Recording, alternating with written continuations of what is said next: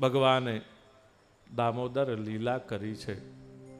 સુંદરમાં યશોદાની સ્થિતિ છે જોવા જેવી. વિચાર કરો, પ્રાર્થના કરી ભગવાન શંકરે કે યોગીઓ જેને રજ માટે ટળવળે પણ ન મળે એ ભગવાન આજ તારા ચરણમાં પડી આળોટે તને બોલાવે ને તને સામે જોવાની ફુરસત નથી. માં એવું કેવું ભાન ભૂલ્યા તમે?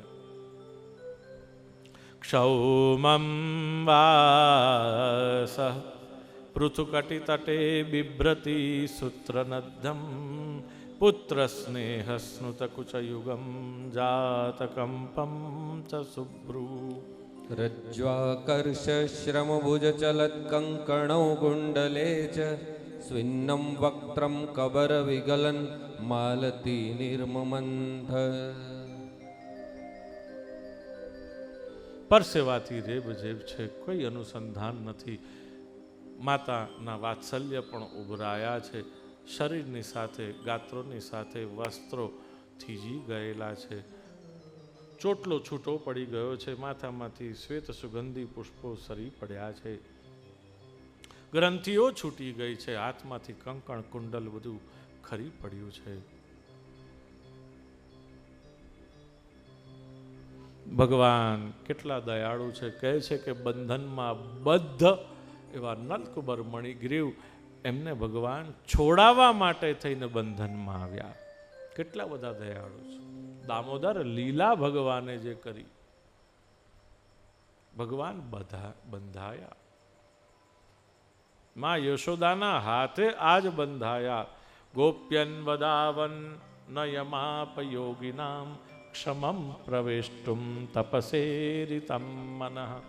બીજી વાર ભગવાન શંકર સ્તુતિ કરતા કહે છે, કહો ને માં તમે એવા કેવા સુકૃતો કર્યા કે તમને આ સુખ મળી રહ્યું છે.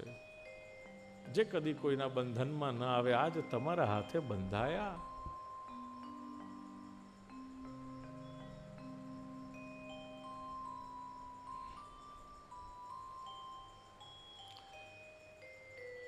ખૂબ સુંદર નલકુબર મણિગ્રીવે સ્તુતિ કરી છે. સુંદર એમનું ચરિત્ર છે.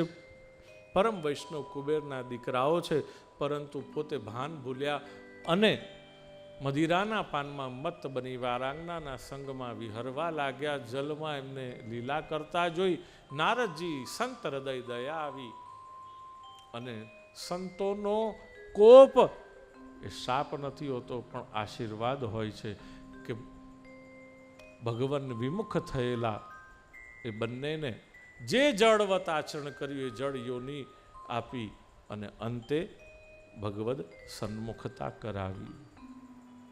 જળ યોનીમાંથી મુક્ત થયા ભગવાનના ચરણ કમલના સ્પર્શ માત્રથી.